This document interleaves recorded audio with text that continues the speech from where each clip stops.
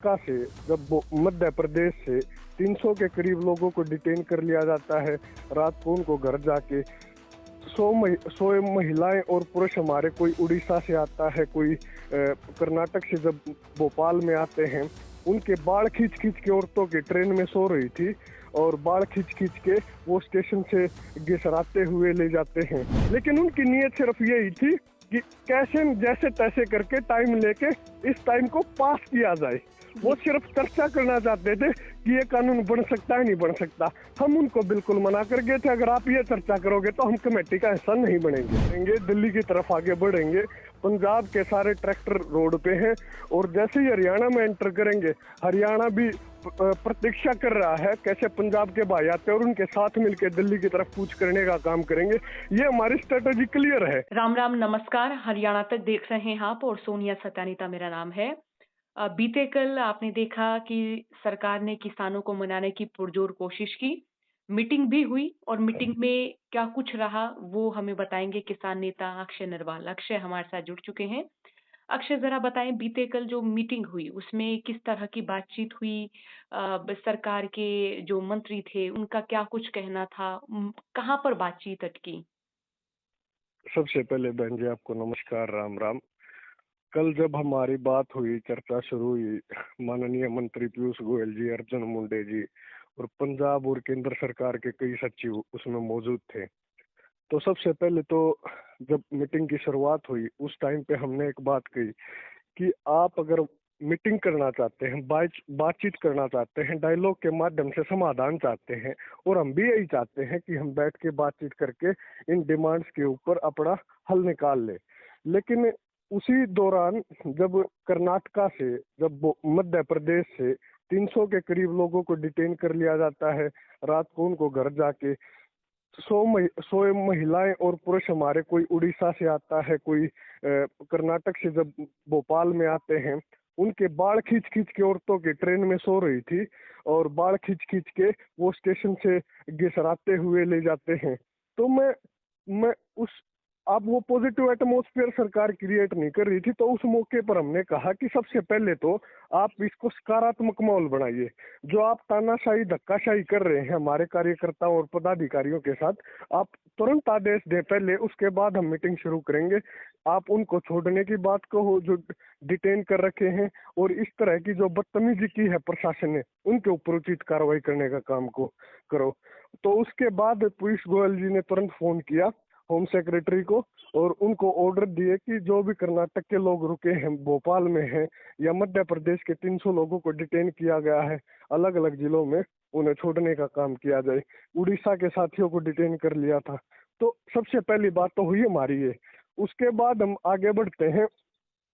हम जो हमारे कई सारे बिंदु थे, जैसे लखीमपुर के किसानों को कंपनसेट करने का मामला है और पुराने आंदोलन के मुकदमे वापस लेने का मामला है, तो इन बिजली अमेंडमेंट बिल है, इन सब चीजों के ऊपर सरकार और अधिकारी और मंत्री अपने तर्क दे रहे थे। वो कह रहे थे इसके ऊपर हमने ये कार्रवाई कर दी। मुकदमों की उन्होंने एक बात कही कि आपके रिकॉर्ड में जितने भी हैं, उन्होंने बाय रिकॉर्ड बताया कि हमारे रिकॉर्ड में हरियाणा के इतने हैं और मध्य प्रदेश के इतने हैं, पंजाब के इतने हैं। आप लोग बताओ कि इससे बाहर अगर आपके पास कोई है तो आप बताइए, उसके ऊपर उनको हम तुरंत उसके ऊपर, अगर कोई नीस क्राइम नहीं है तो उन मुकदमों को भी वापस लेने का काम करेंगे। इनके ऊपर तो हमारा डायलॉग ठीक हुआ। लेकिन जब लास्ट मीटिंग में भी हमारी बात जहाँ अटकी थी वो था एमएसपी का गारंटी कानून, स्वामीनाथन आयोग की रिपोर्ट, डब्ल्यूटीओ से भारत को बाहर आना और किसानों की संपूर्ण कर्ज मुक्ति। जी। उन्होंने कहा, लास्ट टाइम भी ये बात कही कि ये पॉलिसी का इशू है, इसके ऊपर हम होमवर्क करके आएंगे और आपको बताएंगे नेक्स्ट मीटिंग में कि इनके ऊपर हम क्या कर सकते हैं। तो होमवर्क भी सरकार का इतना नहीं था इन बातों के ऊपर, और इन्हीं बातों के ऊपर लास्ट में जाके पेच अटक गया। सरकार के पास स्पष्ट कहने को, किसानों को देने को कुछ नहीं था। सरकार एक ही बात के ऊपर अटकी थी कि हम कमेटी बना देते हैं। हम बार बार ये बात कह रहे थे, कमेटी तो आपने पिछले, जब आपने अश्योर किया था जब लास्ट टाइम जब आपने कमिटमेंट किया था कि एमएसपी का गारंटी कानून हम बढ़ाएंगे और स्वामीनाथन आयोग की रिपोर्ट भी लागू करेंगे, तो कमेटी तो जब भी बनाई थी 2 साल उन बातों को हो गए, उस कमेटी का क्या निकला? तो ये हमारी तमाम सारी बातें हुई, वो कमेटी की बात करते रहे और हम ये बात करते रहे कि आप आगे कितने बड़े हो उस प्रोसेस के ऊपर। लास्ट में हमने ये भी कह दिया था, आप छोड़ो C2+50 को, जब हम आप जितना दे रहे हैं A2+FL के हिसाब से जो एमएसपी किसानों को दे रहे हैं, आप एटलीस्ट उसके ऊपर गारंटी कानून बना दीजिए। आप जो किसानों को दे रहे हैं, हम आपसे इतनी उम्मीद कर रहे हैं कि उसका कानून बना दो जो किसानों को मिलना चाहिए। आप भी ये बात कह रहे हो कि इतना किसानों को एमएसपी मिलना चाहिए, उसका कानून बनाने की जस्ट हमने बात की, लेकिन मंत्री जी बिल्कुल ऐसा आए थे, कृषि मंत्री ऐसा आए थे, पीयूष गोयल जी ऐसा आए थे, कोई भी सेक्रेटरी उचित जवाब नहीं दे पा रहा था क्योंकि उनके पास कोई उचित जवाब नहीं था। ऐसा क्यों? क्या उनके पास प्रॉपर होमवर्क नहीं था? क्या उनके पास तथ्य नहीं थे? क्या उनकी रिसर्च नहीं थी? क्या कारण आप मानते हैं? देखिए देखिए बड़ी हास्यास्पद बात है।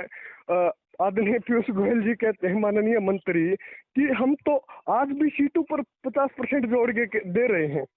हमने ये बात कही कि आपके सेक्रेटरी बैठे, हम बैठे, आप भी बैठो, 5 मिनट में CACP की वेबसाइट पे पता लग जाएगा कि आप C2+50 के हिसाब से दे रहे हो या A2+FL के हिसाब से दे रहे हो।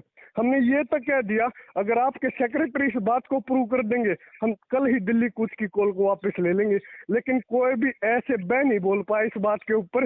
बस एक बार कह के उनको कहने के बाद वो बात उनसे सुलझी नहीं कि हम C2 के ऊपर दे रहे हैं, क्योंकि ये तो सबको दिखता है, वेबसाइट पे सारा डाटा है, CACP की सारी सिफारिशें हैं, सारी चीज है, तो उसमें A2+FL के हिसाब से ये सरकार एमएसपी दे रही है, C2 जी, के ढिंढोरे पीट रही है। तो जी, हमने उसको भी कल मीटिंग के अंदर सबके सामने साफ करने का काम किया। जी। अक्षय, कुछ इसमें आपने कुछ टेक्निकल शब्दों का इस्तेमाल किया जैसे C2। तो मैं जी चाहूँगी कि एक बार आप ज़रा इन्हें भी डिस्क्राइब करें क्योंकि हमारे जो दर्शक सुन रहे हैं, उन तक भी ये जानकारी पहुँचे कि C2, C+ ये किस-किस तरह की माँग है? देखिए, जब स्वामीनाथन आयोग की जो रिपोर्ट है, उसमें जब हम किसानों की लागत को कैलकुलेट करते हैं और उस लागत को कैलकुलेट करके उसके ऊपर जब 50% का लाभकारी मूल्य देते हैं, तो 3 फॉर्मूले हैं, एक A2+FL और एक C2।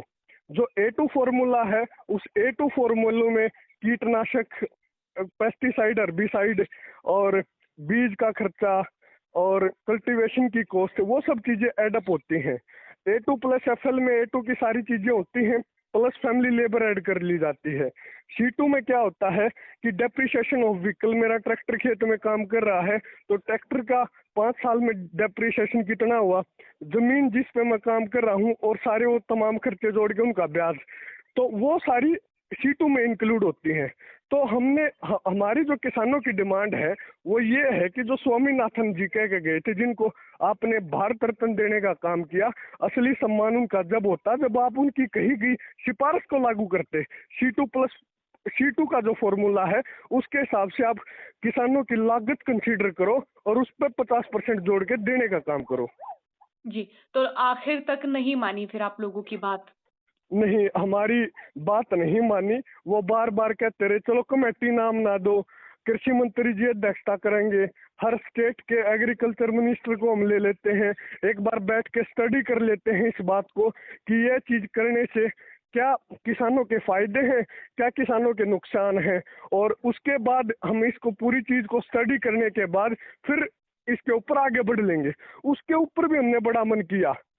अगर मंत्री साहब आप लोग ये चाहते हो कि कमेटी बने या मंत्री जी अध्यक्षता करें, हम भी उसमें शामिल रहे और वो क्या करने का काम करें, अगर वो चर्चा करती है कि कानून बनाना है या नहीं बनाना है एमएसपी का, तो हम कमेटी का हिस्सा नहीं बनेंगे।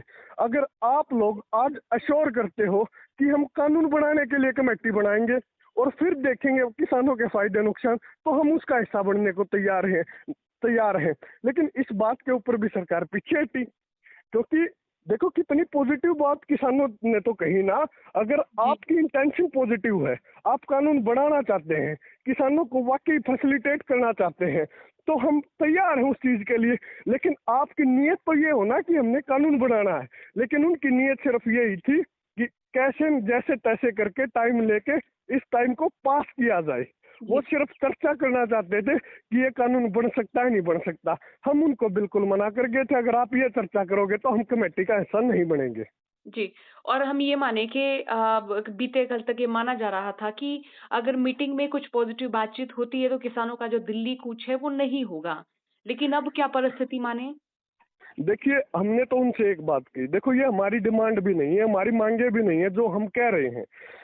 जो जो हम कह रहे हैं कि C2 का फॉर्म स्वामीनाथन आयोग की बात कर रहे हैं, जो जी। हम कर्ज मुक्ति की बात कर रहे हैं, ये सारे आपकी सरकार के कमिटमेंट से किसानों को, हम तो वो बात कह रहे हैं कि जो आपने कमिटमेंट्स किए हैं एटलीस्ट उनको पूरा करने की बात करो। हमने मीटिंग में तथ्य दिखाने का काम किया, जबलपुर हाई कोर्ट का डिसीजन दिखाने का काम किया, जिसमें ये मुख्य बात ये है कि पहली बोली MSP से नीचे हो ही नहीं सकती।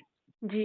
उसकी वो तथ्य हमने पेश किए। दूसरा तथ्य हमने जब 2018 में अन्ना जी अनशन पे बैठे थे किसानों के लिए, जब कृषि मंत्री की तरफ से जितेंद्र सिंह के नीचे साइन है डॉक्टर जितेंद्र सिंह के, तो कृषि मंत्रालय की तरफ से जब राधा मोहन जी कृषि मंत्री होते थे तो उन्होंने कहा था हम ये सारी चीजें करने के लिए तैयार हैं, लेकिन उन्होंने नहीं किया। हम तो बार बार उनको याद दिला रहे थे जब कंज्यूमर अफेयर कमेटी के प्रधानमंत्री जी पर जब मुख्यमंत्री वो होते थे, उस कंज्यूमर अफेयर कमेटी के चेयरमैन थे, तो उन्होंने खुद कहा था अगर किसान को बचाना है तो आपने स्वामीनाथन आयोग की रिपोर्ट को लागू करना पड़ेगा और उनको उचित MSP देना पड़ेगा। जी। लेकिन पीयूष गोयल जी ने इस बात के ऊपर भी बड़ी हास्यास्पद बात करी। मैं आपको बताना चाहूंगा, पीयूष गोयल जी इस बात के ऊपर बोलते हैं कि उस टाइम पे इतनी एक्सपर्ट्स की टीम नहीं थी नरेंद्र मोदी जी के पास, क्योंकि उस टाइम वो मुख्यमंत्री थे और आज प्रधानमंत्री हैं। जब उनको यह लग रहा प्रधानमंत्री हैं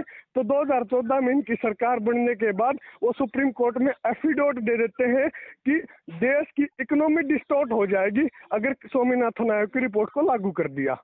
जी।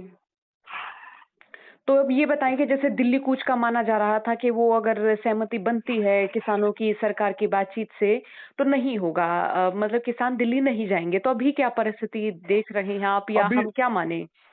जी, अभी बहन बिल्कुल निश्चित तौर पे हम दिल्ली कूच करेंगे, दिल्ली की तरफ आगे बढ़ेंगे। पंजाब के सारे ट्रैक्टर रोड पे हैं और जैसे ही हरियाणा में एंटर करेंगे, हरियाणा भी प्रतीक्षा कर रहा है कैसे पंजाब के भाई आते हैं और उनके साथ मिलकर दिल्ली की तरफ कूच करने का काम करेंगे। ये हमारी स्ट्रेटेजी क्लियर है और हम तो आंदोलन करना भी नहीं चाहते, किसी को आंदोलन करने का शौक नहीं है, किसी को शौक नहीं है कि किसान का ट्रैक्टर खेत से सड़क के ऊपर आए। लेकिन जो ये डिमांड है इनके ऊपर कोई पॉजिटिव चर्चा सरकार नहीं कर रही है और इसके लिए हमें मजबूरन ये दिल्ली कूच का प्रोग्राम एज इट इज रखना पड़ा और ये करना पड़ा। हम तो बिल्कुल कह रहे थे हम तो आज वापस लौट जाएं अगर अगर सरकार इन किसानों की मांगों को लेकर कोई पॉजिटिव स्टेप आगे बढ़ा दे तो। बहुत-बहुत शुक्रिया बातचीत के लिए अक्षय, आपका बहुत शुक्रिया। बहुत धन्यवाद बहन जी।